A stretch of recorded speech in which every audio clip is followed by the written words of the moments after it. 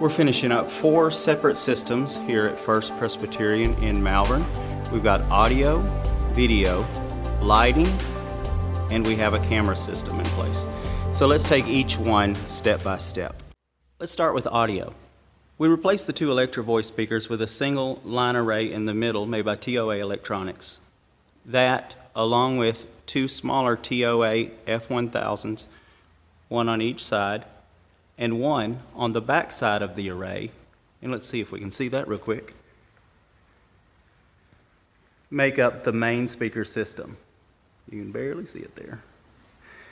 This covers the sanctuary very evenly with very good high intelligibility sound. In the booth, we've replaced the analog mixer, the analog console, with a digital console. There is a new desk being crafted right now, so we are a little bit portable, but and here's our new console. It is made by the same company. This is also an Allen and Heath, just like the analog console that you had. This is the SQ5 digital. So to turn on the console, there is a switch on the back. It's a little push button switch right there, and it will take a minute to power on. A digital console is basically a computer, so it needs to be treated as a computer. It has to be shut down and started up in the same way. Alright, so you can see here on the home screen, it gives you some options there. To change the screen, I can select any of the channels, and when I select a channel, then all of the parameters of the channels come up. We have channels labeled here: bells, pulpit, lectern, piano mic, special mic, handheld 1, handheld 2, ear mic 1, ear mic 2, and Bluetooth receiver. We have some channels that are not labeled, but they are still mostly stage connections that aren't being used. The biggest thing about a digital mixer to get your head around is that it is made up of layers. So here on the surface, I have all of my channels for the main speakers. Any adjustment that I make will make it in the house sound system, the main sound system. However, over here on the left, on the right, we have different mixes. Mix 1 is our front monitors, and these are labeled. You can see when I push it, it lets me know where I'm at right there. Monitor 2 is the next one. Number 3 is the nursery, the assistive listening system, and the live stream. When I push these buttons, it changes the mixer to mix only for those outputs. These mixes are actually completely different outputs for the console. So to make adjustments in any of the different outputs, let's say if I want to adjust for the live stream, I would simply go to the live stream button, mix it the way I want to, the levels, and when I'm done, push it again, and I'm back to the main mix. The other concept about a digital console that is a little bit different is that whatever you select shows up on the main screen. You can see that as I select, it's actually selecting. And this is a touch screen, so I can touch anywhere in there and it will give me different parameters. All of these have been set. I wouldn't suggest changing them. However, we will save all of this as a scene, and so if changes are made that are undesirable, you can always go back and reload the original scene, and it all goes back to the way it was. The things that we aren't using on the console that we still need to be aware of are the layers over here. We are using all 16 of the local inputs. You can also connect this console to an external stage box via a network cable and add channels, and those will be located on the other layers. So we don't want to mess with those. We want to always be sure that it's on layer A, or else nothing I do is going to change anything if I'm on the wrong layer. So make sure that's always on layer A. The other thing that we're not going to be using a lot of is these buttons right above, the pre-fade, assign channel to all mix, and those would be best to just be left alone. That's a little bit of a deeper level of application that we're not going to really be using. And then you have a variety of universal control up here. You can see I can go through all kinds of parameters here. And we've set all of those, and these are all controlled for those parameters. And so we've set all of that, and so we really don't need to go into that. If you want us to walk you through making some little changes with some of those things that you desire, we can help you with that. To power on the rest of the system, we've installed a rack, equipment rack here in place of where the amps were just stacked up. So on the top here, we have a Furman power sequencer, and right here is our power switch. This actually powers on the entire PA system except for the console. We've kept it separate just so we can start it up and shut it down as we need to. And you can see all of our wireless microphones, the CD player, everything is powered on here. The first thing in the rack is our MyDMX RM. Jeremy will talk about the different settings, but each one of these buttons is a lighting setting. It controls our stage lights here. So he'll be walking through that with you. Next one down over here on the left is our video amplifier for our projectors and rear-facing TV. To the right is the amplifier for the nursery speaker, foyer, and the other spaces where there are ceiling speakers. And then we've got a handy little equipment drawer here that keeps all of our microphones and manuals and everything. And then the next thing down is our 3 power amplifiers that power all of our speaker systems. There's another unit up here that we've integrated into this system that is a Bluetooth receiver. To connect to it, there is a button right here that says pair. You'll hold that button down until the light blinks, and then on your phone you'll be able to find it and pair your phone to it and play music via Bluetooth. And of course that is the last channel on your channel 16 that is labeled BT for Bluetooth. Next we'll talk about the camera system. We've installed 3 PTC robotic cameras. That's pan, tilt, zoom. They're fully controllable. There's 1, there's 2, and there's 3. This gives us 3 different viewpoints for live streaming our services, and our computer system right here is what's handling all of the streaming and the video switching. So there's one program on here that you'll need to get very familiar with, and that is this right here. It's OBS software right here, OBS Studio. I've got it minimized right here. OBS Studio is a video switching software, and it lets us actually pull in all 3 cameras and this is our preview and this is our live. This is what's going out.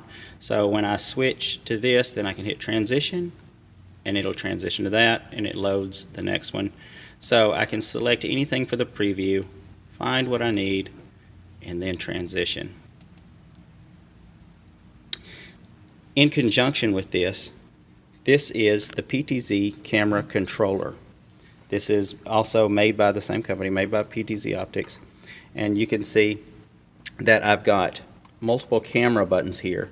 Camera 1 is to my right, camera 2 on the back wall, camera 3 is to my left. And I've recorded 7 different positions for these cameras. You can see this is, let's see, this is cam 3, so I'm going to press cam 3 and I'm going to do position 2 and it will move into place. Position 3, position 4, position 5, position 6, position 7. Each one of these cameras, let's see if I select camera 2, which is the rear facing camera. So I can do camera 2 and I'll do position 2 and 3 and so on and so forth. Same with camera 3. Each one of these positions, position 1 is a wide scope of the room. Position 2 is the thing farthest to the left, which is the bells, and then it moves across the stage from left to right. Each one of these scenes corresponds with the ones on the other camera. So I could do camera 1, camera 2, 1, and camera 3, 1, and now you can see all of the scenes are wide shots of the room.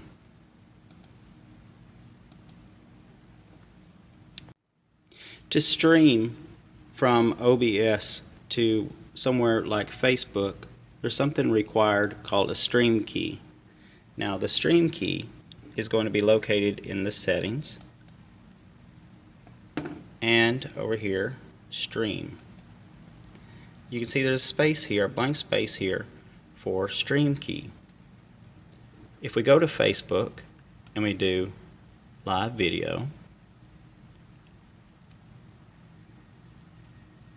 and the new internet isn't in, so it's a little slow yet, but it will be lightning fast. Okay, so we want to say use stream key, not use camera, but use stream key. So here we are down here, and there's a place to copy.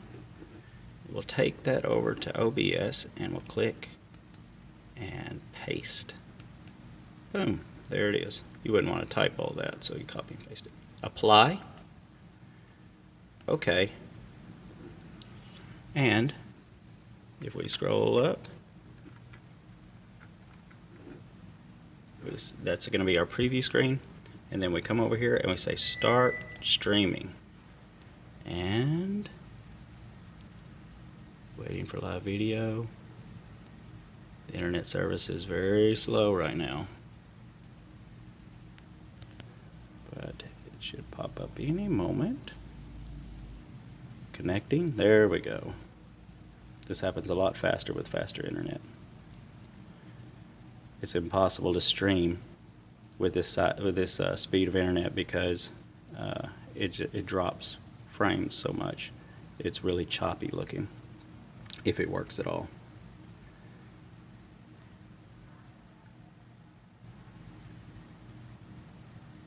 It may not pull it off right now, but after the new internet's in, that's going to be the process you'll use. OBS will also record your video straight to the hard drive. To do this, you will go down here under stream, start streaming, there's start recording. If I start recording, then I'm recording straight to the hard drive there. That's going to be in my videos folder in the computer.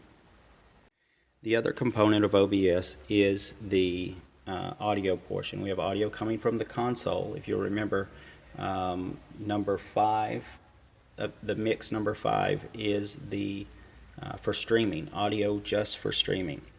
And so you can see right now as I'm talking that some of the microphones are picking me up.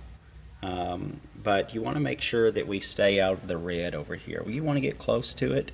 But if we get into the red, it starts getting a little distorted and a little loud for people. So you can adjust the volume here to keep that out of the red. Next, we're going to talk about the video system. We've installed 2 optimal laser projectors here behind the main speaker system. Those actually project to projector screens here. These projector screens are intended to go up, retract, and go down based on the projector powering on and off. However, we have a defective unit. We're going to leave them down until the new unit comes in, and we'll come back and repair that. And then on the back wall here, we have a 75-inch display for rear-facing, what we call a confidence display. This is probably the easiest of all of the systems to operate. Basically, you have a projector remote and a TV remote. After you power your TV on, you can power on your projectors right here. There's a little infrared eye. It's so dark in here, but there's a little infrared receiver right here, and that will power on our projectors. And then right here for temporary purposes, we have an HDMI plug right here to plug into the system until the new cabinet is built, and then we'll permanently install something. Here we have the American DJ My DMX RM. I have made 15 presets that will coordinate with the lights And we have a record of that on a piece of paper that we will leave with you guys. And B will be blackout. So after each church service, make sure that we push blackout and that we do not power this down. If you power this down, there is a chance that the lights will come on when nobody is here. That shouldn't happen, but we want to leave this powered on and in blackout just in case.